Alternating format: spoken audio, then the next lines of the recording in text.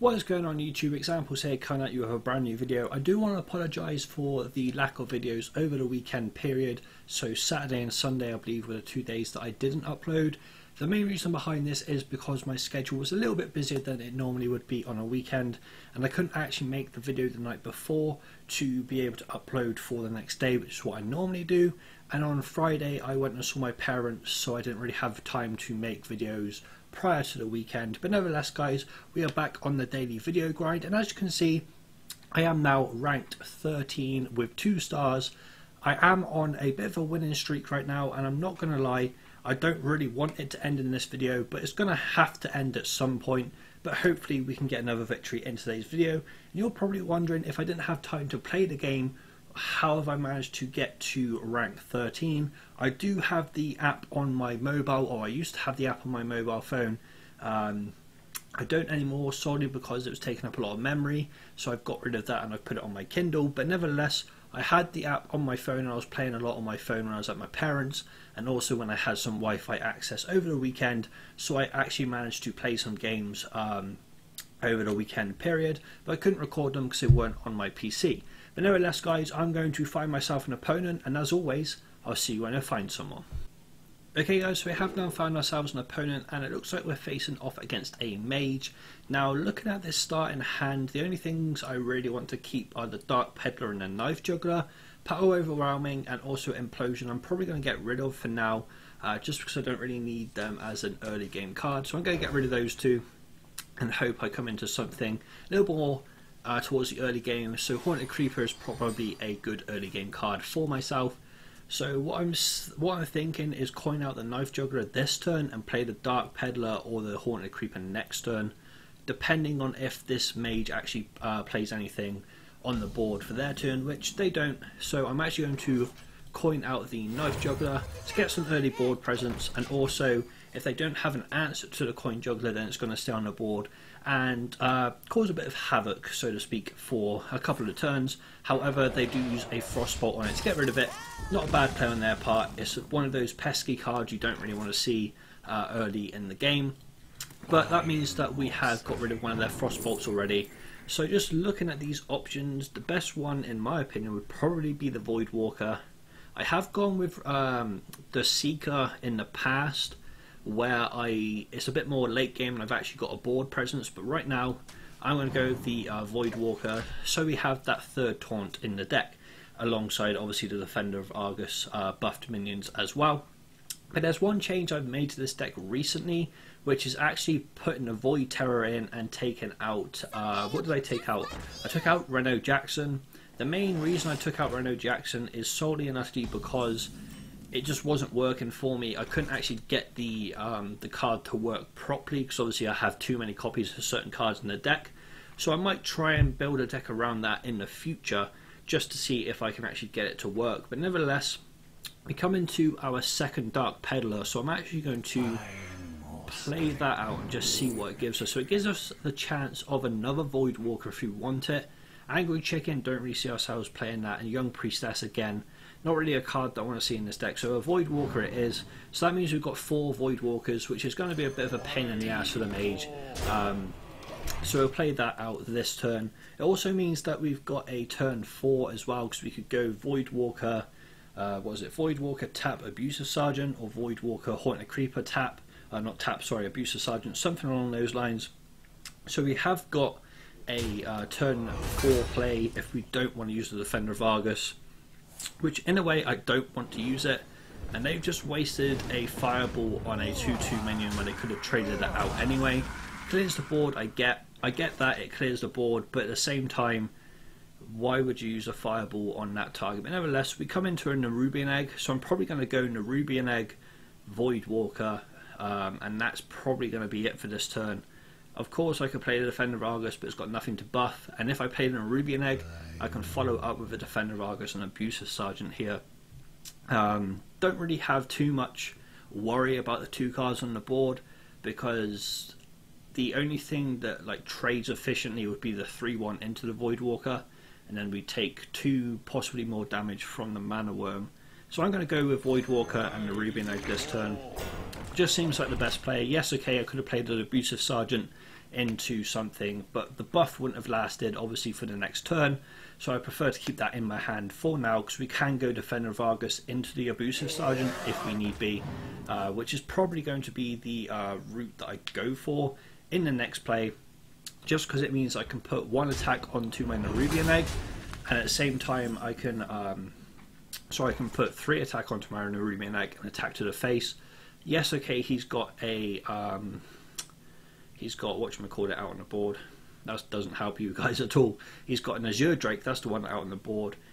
I am a little bit scared of that because of the cards that can come in the future, but if I have a Nerubian Egg on the field, I don't think they're going to Flame Strike personally. So I think the best way around is obviously to play that and then buff both of these, because that way they've both got an attack value. Even if the Nerubian Egg is only 1, he does have to trade either his Mana Worm into it, or he's got to put his Azure Drake into it, unless he obviously plays a spell that can deal damage. However, he's deciding to go with the I'm going to load the board approach, which is understandable. Trades his Mana Worm into the Abusive Sergeant there, and then also trades his Azure Drake into my 4/4 Nerubian. So what I'm probably going to do now is play Knife Juggler and just see what it hits with the play of Knife Juggler Direwolf into Haunted Creeper probably. Yes, okay, Abusive Sergeant would be an okay shout, but at the same time it leaves me 1 mana off effectively using my mana. So that's a nice little prod into the Azure Drake, which I can trade the Defender into, which is actually the play that I'm going to do. I could now trade this into this if I wanted to. Probably the best play for me at the moment. I don't want to attack into his Mad Scientist personally, so I'm going to get rid of his Yeti, see what it gets. So the reversing switch, not too bad I guess, but at the same time I want to kind of keep that in hand just in case he plays a high value minion. I don't know if I'm going to reverse and switch the never mind, I'm not going to reverse and switch that solely because there's no point. I don't really know whether that was the best target for that to hit, but at the same time it does hit into our Haunted Creeper, and then hits into our Haunted Creeper plus the Direwolf, and then he plays the Silver Hand. Why is that? Oh, okay, I know what that was. He got that from was it Unstable Portal? Yeah, Unstable Portal. So I might go reverse. Actually, I am going to go reverse and switch into this just to get rid of Counterspell, which I guess in a way is something that wasn't too bad. So I'm going to put this on there, and I'm going to trade that. I'm then going to tap just to see what it gives us. So Imp Gang Boss, quite nice, but I am going to play the Void Terror, because that will then take the health of my Knife Juggler and also my Abusive Sergeant and could become an 8/6. So it's a bit of a handful. Yes, okay, Fireball deals with it, but that means we've got rid of both Fireballs from this deck, so we don't have to worry about the Fireballs any longer, unless obviously he's got the Archmage Antonitus in this deck. If he has Archmage Antonitus, we do actually have the counter to all the spells in Loatheb, so I'm probably going to drop Loatheb Imp Gang Boss onto the field this turn. Yes, okay, we haven't seen Flame Strike yet, but we're not really overloading our board. So Loatheb plus the Imp Gang Boss also uses all of our mana as well, so I think that's the best play for us right now. It kind of slows the mage down a little bit because they can't use as many spells as they would like, and the Azure Drake is something we can trade efficiently into anyway. So I'm not too fussed about the Azure Drake drop. He's probably going to go face with his 2/4 as well, which again is understandable. Oh, the Doom Guard's actually a very, very nice pickup for us this turn, so let's drop that on the board. And then also tap just to see what it gives us. So Implosion's not a bad card for us. We can trade his board off very, very efficiently right now by doing this. Get worth out of that, because it's a 2/2. and then get rid of his 2/2 there. So we maintain board presence. Yes, okay, Flame Strike is something that will end up hurting us quite a bit if he does play it this turn, but it doesn't look like he is unless he's thinking about what he wants to do, because we'd still have a 1/1. Okay, so Dr. Boom comes out on the board. Something I haven't actually had to worry about too much recently, but I will end up imploding that just to see what it gives us. So we can also trade. Actually, we want to do it this way around, just so we have some board space. So that brings us another 1/1. Do we go face here? I think we do, but let's just see what we tap into. Another Imp Gang boss. Okay, let's play that on the board. Yes, okay, as I said earlier, don't really want to see Flame Strike right now, but with the Boom bots on board, he's probably hoping that they land on low Feb and also my 5/3 rather than the 1/1s I've got on board. He can probably clear the 1/1s quite efficiently with Flame Strike, but at the same time, doing something like that probably is a better play for him. Hopefully this hits our 2/4. Unfortunately it doesn't. It hits our I can't even remember what it's called now. What was it called? Why did he do that? Probably so he could trade. Yeah, okay, that's more understandable. So why did he do that? And then I realised why he did it. So Fire Blast gets rid of that. So he's got 4, 5, 6, 7 on board. We've drawn into a taunt and we've drawn into double power overwhelming. So that's what, 4, 5, 6, 7, 8, 9. Let's drop this on the board. And let's attack. I'm going to keep the power overwhelmings for now, just in case we draw into anything additional, I guess you could say, where we actually end up getting more value out of it. But at the moment it looks like we are in a very precarious position. So it's 4, 5, 6, 7, 8, 9. He hasn't got lethal on the board, and that's exactly what we wanted to see right there. And we can give a minion taunt, so let's give this taunt right now. Let's also tap just for the sake of tapping. Okay, so let's play Bronzebeard. I don't know whether this wins us the game or not. I'm trying to think. If he can't clear our board, which it looks like he might be able to with the Flame Walker, swap the minions attacking house. So he's obviously hoping the Flame Walker hits Bran.